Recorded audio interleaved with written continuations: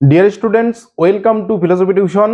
এই ক্লাসে আমরা জ্ঞানের উৎপত্তি সম্পর্কে বুদ্ধিবাদী দার্শনিক দেকার্তের অভিমত আলোচনা করব। দেখো, আমি কিন্তু অনেকগুলো পয়েন্ট লিখে রাখছি, এই পয়েন্টগুলোকেই আমরা কিন্তু আলোচনা করব, কারণ এই পয়েন্টগুলো থেকেই কিন্তু পরীক্ষায় প্রশ্ন আসে। তাহলে অবশ্যই প্রথম থেকে শেষ পর্যন্ত ক্লাসটি দেখবে, তাহলে কিন্তু খুব সহজেই তোমরা বুঝতে পারবে। তো চলো শুরু করি। তাহলে প্রথম পয়েন্টটা কি রয়েছে দেখো, আধুনিক পাশ্চাত্য দর্শনের জনক, আধুনিক বুদ্ধিবাদের জনক। তাহলে দেকার্ত হচ্ছেন আধুনিক পাশ্চাত্য দর্শনের জনক এবং আধুনিক বুদ্ধিবাদের জনক। তাহলে দর্শনের আদি জনককে আমরা আগে দেখেছিলাম, থেলস বা থালেসকে দর্শনের আদি জনক বলা হয়, কিন্তু আধুনিক পাশ্চাত্য দর্শনের জনক হচ্ছেন রেনে দেকার্তকে বলা হয় এবং আধুনিক বুদ্ধিবাদের জনক বলা হয়। কেন বলা হয়? কারণ দেকার্তই প্রথম বুদ্ধির সাহায্যে সত্য জ্ঞান প্রতিষ্ঠা করেছেন। বিনা বিচারে কোনো জ্ঞানকে স্বীকার করেননি, বুদ্ধির মাধ্যমে সহজাত ধারণার মধ্য দিয়ে তিনি প্রথম সংশয়াতীত জ্ঞান স্বীকার করেছেন বা সংশয়াতীত জ্ঞান নিষ্কাশন করেছেন। ক্লিয়ার? আচ্ছা, 2 নম্বর পয়েন্টে কি রয়েছে দেখো, ইন্দ্রিয় অভিজ্ঞতা থেকে প্রাপ্ত জ্ঞান যথার্থ নয়। দেকার্ত একজন বুদ্ধিবাদী দার্শনিক। তো বুদ্ধিবাদী দার্শনিক মানেই বুদ্ধিবাদের মূল বক্তব্য কি? বুদ্ধিবাদের মূল বক্তব্য হচ্ছে বুদ্ধি যথার্থ জ্ঞানের একমাত্র উৎস। তো দেকার্ত যেহেতু একজন বুদ্ধিবাদী দার্শনিক, তাহলে অবশ্যই তিনি বলবেন কি, যে ইন্দ্রিয় অভিজ্ঞতা থেকে প্রাপ্ত জ্ঞান যথার্থ নয়, মানে ইন্দ্রিয় অভিজ্ঞতা থেকে আমাদের যে জ্ঞানগুলো হয় সেটা যথার্থ নয়। কেন যথার্থ নয়? কারণ ইন্দ্রিয় অভিজ্ঞতা থেকে আমরা যে জ্ঞানগুলো পাই সেটা সব সময় সঠিক হয় না, সব সময় সুনিশ্চিত হয় না। আমরা অনেক সময় দড়িকে সাপ রূপে প্রত্যক্ষ করি, অর্থাৎ দড়িতে অনেক সময় আমাদের সাপের জ্ঞান হয়, তাহলে এই ক্ষেত্রে জ্ঞানটা কি সুনিশ্চিত হয় না। এর জন্য ইন্দ্রিয় অনেক সময় আমাদের কি করে? প্রতারিত করে। আর প্রতারিত করার জন্যই দেকার্ত বললেন কি, যে ইন্দ্রিয় অভিজ্ঞতা থেকে প্রাপ্ত জ্ঞান সর্বদা সুনিশ্চিত হয় না। ক্লিয়ার? আচ্ছা, তাহলে ইন্দ্রিয় অভিজ্ঞতা থেকে প্রাপ্ত জ্ঞান যদি সুনিশ্চিত না হয়, তাহলে অবশ্যই কোনো না কোনো মাধ্যমে আমরা সুনিশ্চিত জ্ঞান পাবো। এর জন্যই তিনি বললেন কি, বিশুদ্ধ বুদ্ধিই সার্বিক ও সুনিশ্চিত জ্ঞান দিতে সমর্থ। অর্থাৎ বুদ্ধির মাধ্যমে যদি আমরা জ্ঞান পাই বা বুদ্ধির মাধ্যমে যদি আমাদের কোনো কিছুর জ্ঞান হয়, তাহলে সেই জ্ঞানটা কি হবে? সুনিশ্চিত হবে এবং সার্বিক হবে, অর্থাৎ সেটা সবার কাছে সুনিশ্চিত হবে এবং সর্বদাই সুনিশ্চিত হবে। ক্লিয়ার? আচ্ছা, এরপরে দেখো, বুদ্ধির দ্বারা কতকগুলি ধারণা পাই যাদের অস্বীকার করা যায় না, এসব ধারণাকে দেকার্ত সহজাত বা মনোজাত ধারণা বলেছেন। তাহলে দেকার্ত কিন্তু 3 ধরনের ধারণার কথা বলেছেন। তাহলে দেকার্ত 3 ধরনের ধারণার কথা বলেছেন। আগন্তুক ধারণা, আগন্তুক বা বহিরাগত, আগন্তুক বা বহিরাগত ধারণা, কৃত্রিম বা কাল্পনিক ধারণা, আর হচ্ছে সহজাত ধারণা। তাহলে আগন্তুক বা বহিরাগত ধারণা কাকে বলছেন? অর্থাৎ ইন্দ্রিয় অভিজ্ঞতা থেকে যে ধারণাগুলো পাওয়া হয় সেই ধারণাগুলিকে বলা হচ্ছে আগন্তুক ধারণা। যেমন গাছ, বাড়ি, ঘর, পাহাড়, পর্বত, তাহলে এই সমস্ত কিছুর ধারণা হচ্ছে আগন্তুক ধারণা। এই ধারণাগুলো আমরা কার মাধ্যমে পাচ্ছি? ইন্দ্রিয়ের মাধ্যমে পাচ্ছি। ক্লিয়ার? কৃত্রিম বা কাল্পনিক ধারণা কি? তাহলে এই আগন্তুক ধারণার সঙ্গে মন যুক্ত হয়ে যখন একটা কাল্পনিক ধারণা গঠন করে, তখন সেই ধারণাটাকে বলা হচ্ছে কাল্পনিক বা কৃত্রিম ধারণা। যেমন মৎস্যকন্যার ধারণা। মৎস্যকন্যা মানে অর্ধেকটা মাছ অর্ধেকটা নারী। ঠিক আছে? তাহলে এই মৎস্যকন্যার ধারণা, সোনার পাহাড়ের ধারণা, এই সমস্ত ধারণা হচ্ছে কৃত্রিম বা কাল্পনিক ধারণা। আর সহজাত ধারণা কি বলছেন? যে বুদ্ধির দ্বারা কতগুলো ধারণা পাই যাদের অস্বীকার করা যায় না, সেই সব ধারণাকে দেকার্ত সহজাত বা মনোজাত বা বুদ্ধিজাত ধারণা বলেছেন। তাহলে এমন কতগুলো ধারণা আছে যাদেরকে কোনোভাবেই অস্বীকার করা যায় না, সেই সব ধারণাকেই দেকার্ত কি বলছেন? সহজাত বা মনোজাত ধারণা বলেছেন। যেমন কি ঈশ্বরের ধারণা, নিত্যতার ধারণা, অসীমতার ধারণা, দেশকালের ধারণা, কার্যকারণ সম্পর্কের ধারণা। তাহলে এই সমস্ত ধারণাকে শুধুমাত্র বুদ্ধির দ্বারাই জানা যায় এবং এই সমস্ত ধারণাকে কোনোভাবেই কিন্তু অস্বীকার করা যায় না। এর জন্য এইসব ধারণাকে ডেকার্ত সহজাত ধারণা বলেছেন।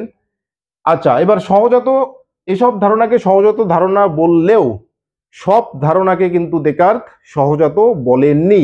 অর্থাৎ ডেকার্তের মতে কোনো কোনো ধারণা কিন্তু সহজাত।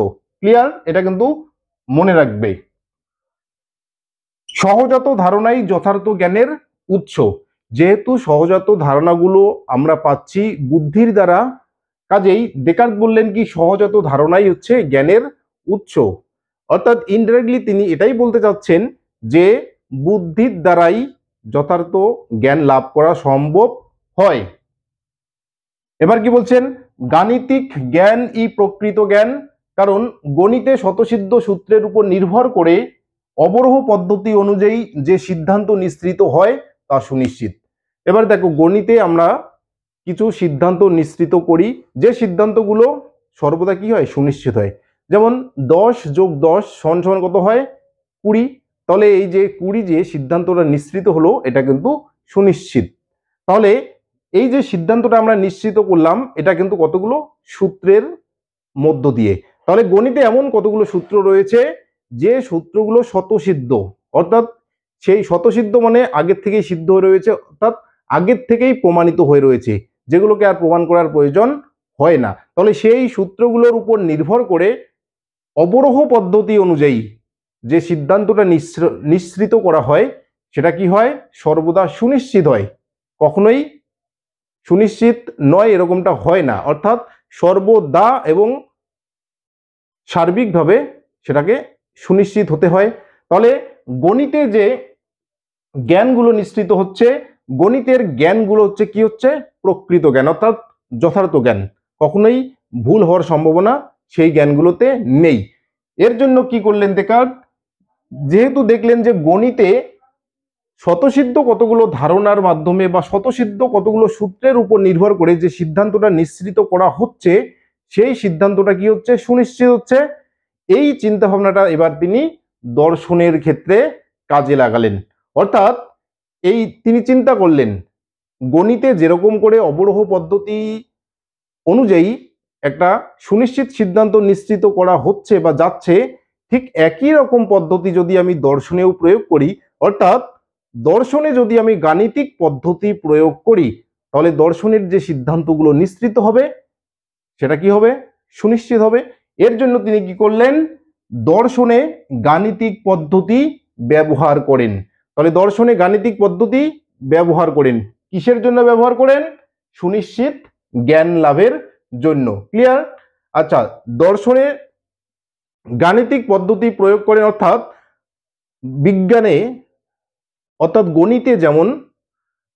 গণিতে যেমন স্বতঃসিদ্ধ সূত্রের উপর নির্ভর করে সিদ্ধান্ত নিশ্চিত করা হচ্ছে, ঠিক একইভাবে দর্শনে তিনি গণিতের মতোই কিন্তু কিছু স্বতঃসিদ্ধ সূত্রের উপর নির্ভর করে সিদ্ধান্ত নিশ্চিত করার জন্য দর্শনে গাণিতিক পদ্ধতি ব্যবহার করলেন।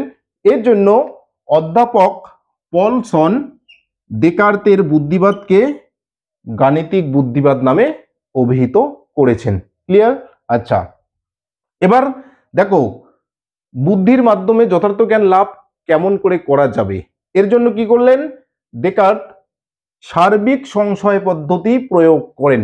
সার্বিক সংশয় পদ্ধতি মানেই হচ্ছে জগতের সব কিছুকে সংশয় করা। অর্থাৎ এই জগতে যা কিছু রয়েছে সব কিছুকে সন্দেহ করা বা সংশয় করাই হচ্ছে সার্বিক সংশয় পদ্ধতি।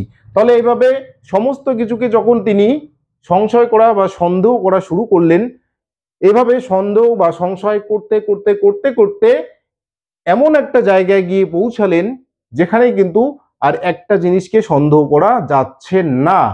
সেই জিনিসটা কি? সেই জিনিসটা হচ্ছে সন্দেহ। অর্থাৎ সন্দেহ বা সংশয়কে কিন্তু আর সংশয় করা যাচ্ছে না। এর জন্য তিনি কি করলেন? যে সন্দেহ বা সংশয়কে যেহেতু আর সংশয় করা যাচ্ছে না, সেহেতু সংশয় কি রয়েছে? আছে। অর্থাৎ সংশয়টা আছে। তাহলে সংশয় করতে করতে কি করলেন, সমস্ত কিছুকে সংশয় করতে করতে শেষে একটাই জায়গায় গিয়ে পৌঁছালেন যে সংশয়কে কিন্তু আর সংশয় করা যাচ্ছে না। তো সংশয় যাচ্ছে না, সংশয়কে সংশয় করা যাচ্ছে না মানে কি, সংশয়টা আছে। আচ্ছা, সংশয় আছে মানে কি, সংশয় ক্রিয়াটা আছে, অর্থাৎ সংশয় এক প্রকার ক্রিয়া, তাহলে সংশয় ক্রিয়াটা রয়েছে। এবার দেখো, ক্রিয়া হতে গেলে কর্তার প্রয়োজন রয়েছে, তাই তো? তাহলে একটা ক্রিয়া হতে গেলে একজন কর্তার প্রয়োজন রয়েছে, অর্থাৎ যিনি ক্রিয়াটাকে করবেন বা কাজটা সম্পূর্ণ করবেন। তো সংশয় ক্রিয়া আছে, তার মানে এটাই দাঁড়াচ্ছে যে সংশয় কর্তা আছে, কারণ সংশয় কর্তা ছাড়া তো সংশয় ক্রিয়া সম্পূর্ণ হবে না। তাহলে একজন কর্তা না হলে তো কাজ একটা সম্পূর্ণ হবে না। তো সংশয় ক্রিয়া যেহেতু আছে, তাহলে সংশয় ক্রিয়াটা অস্তিত্বশীল হওয়ার জন্য সংশয়কর্তারও কিন্তু অস্তিত্ব রয়েছে। এর জন্য তিনি বললেন কি, সংশয়কর্তা আছে। আচ্ছা, সংশয় করা মানে কি, ডেকার্তের মতে সংশয় করা মানে হচ্ছে চিন্তা করা। ক্লিয়ার? তাহলে সংশয় করা মানে কি, চিন্তা করা। তার মানে ডেকার্ত এটাই বলতে চাচ্ছিলেন, তার মানে ডেকার্ত এটাই বলতে তার মানে ডেকার্তের মতে সবকিছুকে সংশয় করতে করতে যখন সংশয়কে আর সংশয় করা যাচ্ছে না, তো সংশয় কে করছে, আমি করছি, মনে করো আমি সংশয় করছি। তো আমি সংশয় করতে করতে সংশয়কে কিন্তু আর আমি আর সংশয় করতে পারছি না। তো সংশয়কে আমি আর সংশয় করতে পারছি না মানে কি, কে সংশয় করছে, আমি সংশয় করছি। তাহলে সংশয়কর্তা হিসেবে আমারও অস্তিত্বটাকে কি করতে হয়, স্বীকার করতে হয়। এর জন্য ডেকার্ত কি করলেন, প্রথম একটা সন্দেহাতীত জ্ঞান লাভ করলেন। সেই সন্দেহাতীত জ্ঞানটাকে ডেকার্ত একটা ল্যাটিন বাক্যে প্রকাশ করলেন, যেটাকে বলা হচ্ছে কজিটো এরগো সাম। তাহলে সেই সংশয়াতীত জ্ঞানটাকে একটা ল্যাটিন বাক্যে প্রকাশ করলেন কি, কজিটো এরগো সাম, যাকে ইংরেজিতে অনুবাদ করলে হয় I think therefore I exist. I think therefore I exist, যাকে বাংলাতে ট্রান্সলেট করলে হয় আমি চিন্তা করি অতএব আমি আছি। ক্লিয়ার? তাহলে আমি চিন্তা করি, আমি বলতে ডেকার্ত কাকে বোঝাচ্ছেন, আত্মাকে। তাহলে আমি চিন্তা করি অতএব আমি আছি, মানে আমার আত্মা চিন্তা করে, তার মানে আমার আত্মা আছে। তো আমার আত্মা আছে মানে কি, আমার আত্মা অস্তিত্বশীল। তাহলে এটাই হচ্ছে ডেকার্তের প্রথম সংশয়াতীত জ্ঞান। তাহলে এই যে আত্মা আছে, এটাই হচ্ছে ডেকার্তের দর্শনের প্রথম সংশয়াতীত জ্ঞান। তাহলে সবকিছুকে সংশয় করতে করতে শেষে কিন্তু এই আত্মাকে আর সংশয় করা যাচ্ছে না, এবং এই আত্মাকেই ডেকার্ত বলছেন যে এটাই হচ্ছে প্রথম সংশয়াতীত জ্ঞান।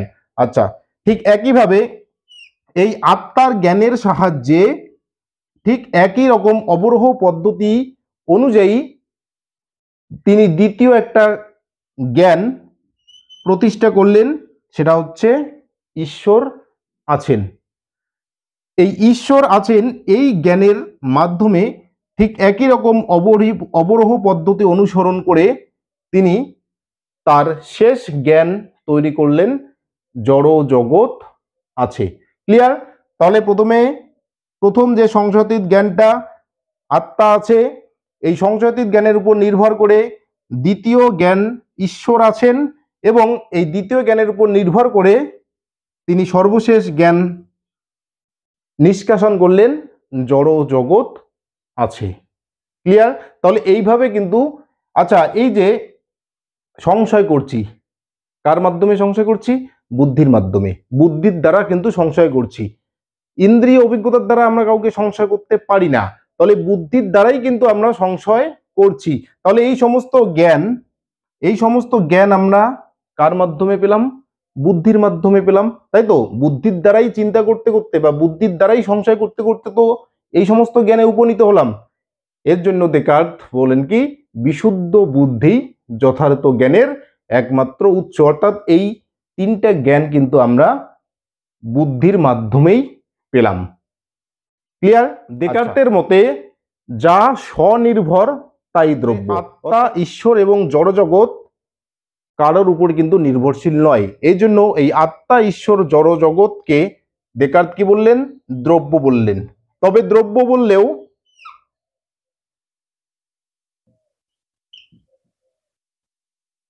নিরপেক্ষ এবং সাপেক্ষ। তাহলে নিরপেক্ষ এবং সাপেক্ষ অর্থাৎ ঈশ্বরকে তিনি বললেন নিরপেক্ষ দ্রব্য, আর আত্মা এবং জড়কে তিনি বললেন সাপেক্ষ দ্রব্য। তাহলে ডেকার্তের মতে দ্রব্য কয়টা? তিনটা। দ্রব্য কত প্রকার? দুই প্রকার। তাহলে দ্রব্য হচ্ছে দুই প্রকার, নিরপেক্ষ দ্রব্য এবং সাপেক্ষ দ্রব্য। নিরপেক্ষ দ্রব্য কারো উপর নির্ভরশীল নয়, কিন্তু সাপেক্ষ দ্রব্য নিরপেক্ষ দ্রব্যের উপর নির্ভরশীল। ঈশ্বর কারোর উপর নির্ভরশীল নয়, এর জন্য ঈশ্বরকে তিনি বললেন নিরপেক্ষ দ্রব্য।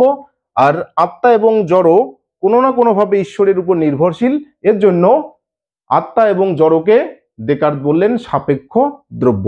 কিন্তু দ্রব্য হচ্ছে কয়টা? তিনটা। আর দ্রব্যের প্রকারভেদ কয়টা? দুইটা, নিরপেক্ষ দ্রব্য এবং সাপেক্ষ দ্রব্য। আর যদি বলে দ্রব্য কয়টি, তাহলে তিনটা, ঈশ্বর, আত্মা এবং জড় দ্রব্য। ক্লিয়ার? তাহলে এই হচ্ছে জ্ঞানের উৎপত্তি সংক্রান্ত বুদ্ধিবাদী দার্শনিক ডেকার্তের অভিমত। তাহলে যদি প্রথম থেকে শেষ পর্যন্ত ক্লাসটি দেখে থাকো তাহলে কিন্তু তোমরা বুঝতে পারবে। আর এই পয়েন্টগুলো কিন্তু তোমাদেরকে মনে রাখতে হবে, কারণ এই পয়েন্টগুলোর উপরেই কিন্তু কোশ্চেন তৈরি হয়। ক্লিয়ার? চলো নেক্সট ক্লাসে আমরা অন্য বিষয় নিয়ে আলোচনা করব।